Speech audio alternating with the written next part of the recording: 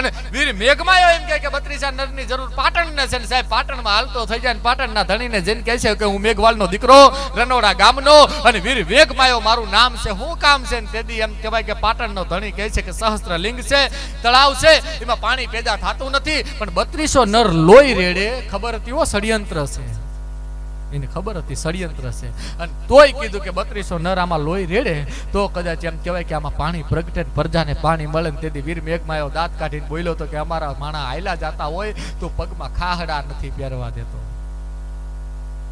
હે તું પગમાં ચંપલ તો નો પહેરવા દે ઉઘાડા પગે અમે હાલતા હોય અમારા પગલા તને હારા નો લાગતા હોય અમારી વાહેતે જઈડા બાંધા અમારા પગલા ભૂહાઈ જાય અને મેઘવાળનો દીકરો આમાં લોહી રેડે તારી પ્રજાને ગળે પાણી ઉતરે ખરું તેદી કીધું તો કે મારે એનીથી મતલબ ન હોય મને પાણીથી મતલબ ને પ્રજાથી મતલબ તેદી અમારો વીર મેઘમાયો દાંત કાઢીને બોલ્યો તો કે બલિદાન આપું એની ના નહીં પણ પાણી પ્રગટે ને પછી મને મારા સમાજથી મતલબ છે મારી સમાજ વાહેથી જઈડા છોડાવી નાખજે ભલામણા એ બલિદાન દેતો જાય અને મારીને તમારી વાહેથી જઈડા છોડાવતો ભલામણા જાય એને કોઈએ નથી કીધું કે મારી વાતો કરજો સાહેબ આ બલિદાન આપ્યું છે ને એટલે વાતો કરવી પડે ને કરવી પડે છાતી ઠોકીને કહી દેજો કે અમે મેઘવાળના દીકરા છીએ કેમ કે પાટણમાં જે વીર મેઘમાયો બલિદાન આપે ને એવું ને એવું બલિદાન 3 વર્ષ પહેલા અમારો ભાનુ વણકર આપે સાહેબ ભલામણા એક તલાટી સાહેબ રિટાયર્ડ હોય એનું પેન્શન આપતું હોય સમાજના કાર્યમાં વપરાય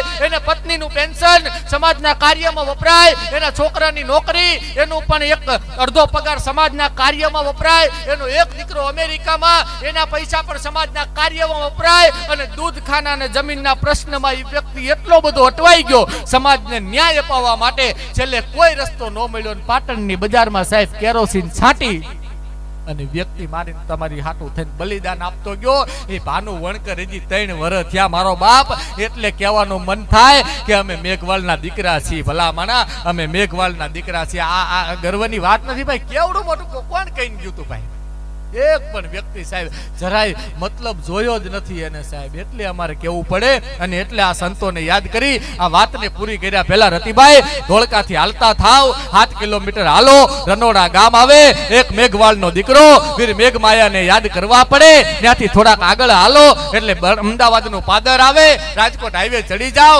બાવળા ગામ આવે 15 કિલોમીટર અંદર હાલો કે હરડી ધામ આવે નોરતાના દાડા હોય નોમની રાત હોય 12:30 નું ટાણું હોય અને 3:30 દાંડી કાને સંભળાઈ જાય કે હું માંગુ તું આપે ઈ વાત મને મંજૂર નથી કેમ કે જોધલ તારી કૃપા હવે મારાથી દૂર નથી ઈ અવતારી ઓલિયો ઈ જાગતું પીરાણું ઈ જોધલ પીર બાપા કરવા પડે અલા ત્યાંથી થોડાક આગળ હાલો લીમડીનું પાદર આવે થોડાક સુરેન્દ્રનગર બાજુ હાલો અંકેવાળિયા ગામ આવે ઈ નોરતાના દાડા નોમની રાત 12:30 નું ટાણું અલા દાંડી કેહરડીમાં પડે એનો હાથ અંકેવાળિયાના પાદરમાં સંભળાય ઈ જોધા બાપાને યાદ કરવા પડે થોડાક ધંધુકા બાજુ હાલો એટલે ઝાંઝરકા ગામ આવે ઈ માયા ને મમતા તણા હૃદય લાગે ને રોષ સંત સમરવા જોગ હવે દી ઉગી જાય દાદવા ઈ સૌગણ બાપાને યાદ કરવા પડે સૌગણ બાપાને યાદ કરીએ અરે બળદેવદાસ બાપુને યાદ કરવા પડે બળદેવદાસ બાપુને યાદ કરીએ શંભુનાથ બાપુને યાદ કરવા પડે શંભુનાથ બાપુને યાદ કરીએ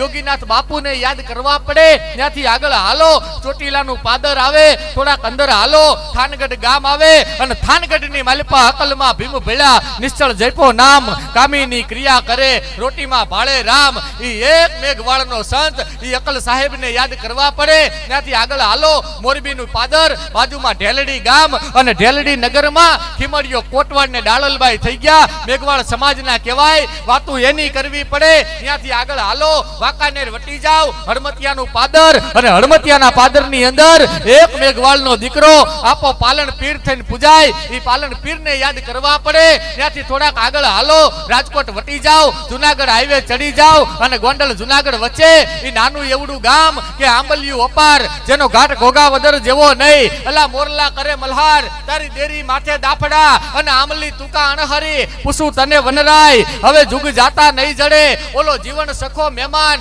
ઈ દાસી જીવનને યાદ કરવા પડે દાસી જીવનને યાદ કરો અરે જાલુ માને યાદ કરવા પડે જાલુ માને યાદ કરો દીકરા દેશળ ભગતને યાદ કરવા પડે અલા ત્યાંથી આગળ હાલો વિસાવદરનું પાદર અને એની બાજુમાં સરસઈની અંદર ઈ સાહેબ સંત રોહિદાસ બાપાને યાદ કરવા પડે આમરણની જગ્યા ભીમ સાહેબ સાહેબને યાદ કરવા પડે, રવિ સાહેબને યાદ કરવા પડે, પાણ સાહેબને યાદ કરવા પડે, ત્રિકમ સાહેબને યાદ કરવા પડે. અને અહીંયાથી આગળ હાલો કચ્છની માલપા, એક એમ કહેવાય કે ચિત્રોડ, અને ચિત્રોડની માલપા ભલા માણા ઈ ત્રિકમ સાહેબને યાદ કરવી. અને અહીંયાથી આગળ હાલીએ અને મેઘવાળની અંદર એક જ દલિતનો દીકરો, કોઈ શક્તિ નહીં, કોઈ ભક્તિ નહીં, હાથમાં માળા નહીં, હાથમાં તલવાર નહીં, સાહેબ કોઈનો સાથ નહીં, કોઈનો સંગાથ નહીં, ખીચામાં રૂપિયા નહીં, ઘરમાં દાણા નહીં, સ્કૂલમાં કોઈ બેહવા દે નહીં, અને સ્કૂલની બહાર બેહી એક રાષ્ટ્રીય સંવિધાનની રચના કરીને ભારતમાં મૂકી દે. ધન કુખ ભીમાબાઈની જ્યાં આંબેડકર જન્મ્યો હતો, એલા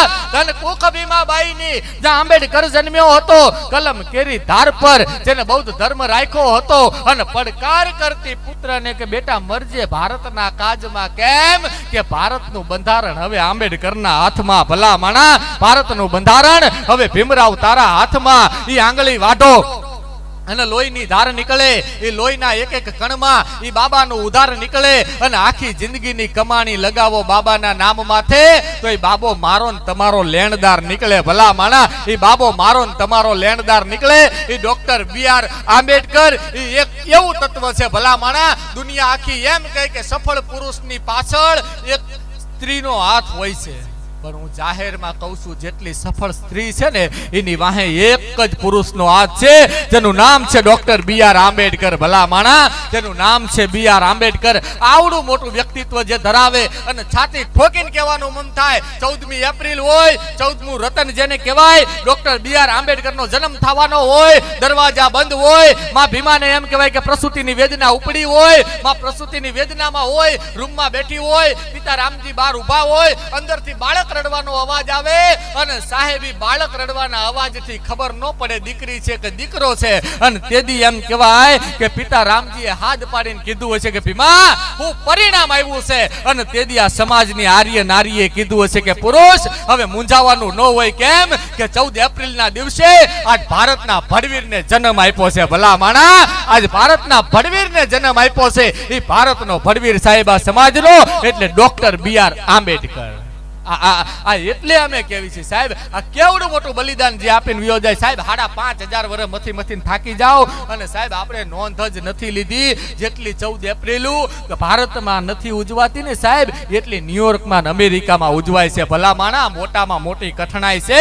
350 વર્ષનો ઇતિહાસ ખોલી નાખે કોલંબિયા યુનિવર્સિટીની અંદર, અને અહીંયાના લોકો એમ કહે કે હારામાં હારી ડિગ્રી હોય એનું સ્ટેચ્યુ આ કોલંબિયા યુનિવર્સિટીમાં બેહાડવું છે સાહેબ. 350 વર્ષનો ઇતિહાસ ખોલી નાખે, કોઈ ડિગ્રી વાળો વિદ્યાર્થી જોવા ન મળે.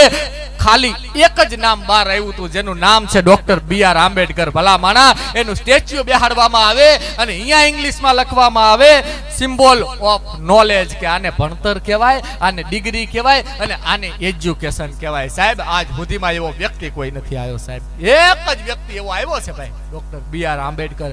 એવો કોઈ વ્યક્તિ આવ્યો નથી. અને એટલે અમે વારે વારે કહેવી છીએ સાહેબ, તમારા દીકરાનો આંગળીનો નખ નીકળી ગયો હોય ને ભાઈ, હે ને તમે 108 ન બોલાવો, ખાડા ખડિયામાં આવતા વાર લાગે, તમે તરત ગાડી કોકની લઈ લો. ભાઈ ગાડી લઈ લો, દવાખાને લઈ જાઓ. તમે તમારા છોકરાના આંગળીમાં નખ નીકળી જાય અને એનું લોહી ન જોઈ શકતા હોય, તો આ મારો તમારો બાપ જેથી બંધારણ લખતો હોય મારો બાપ, અને એમ કહેવાય કે માં રમા ફોન કરે કે સાંભળો સાહેબ કે હા દીકરો બીમાર છે, મરવા પડ્યો છે. તેથી અમારો BR આંબેડકર કહેતો હોય કે રમા પૈસા ન હોય તો દેશી ઓહડિયા કરજે, એની તું દવા કરજે.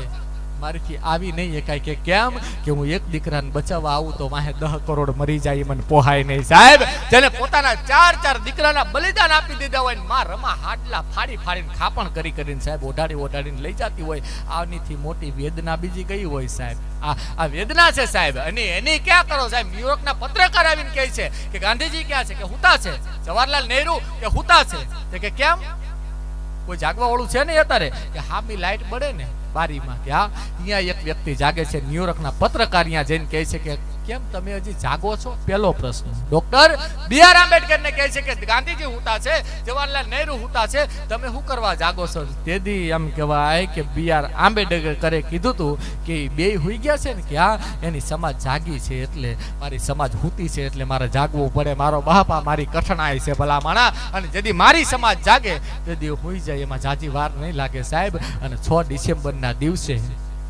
સાહેબ બાબાનો દેહ જેથી ત્યાગ કર્યો ને ભાઈ,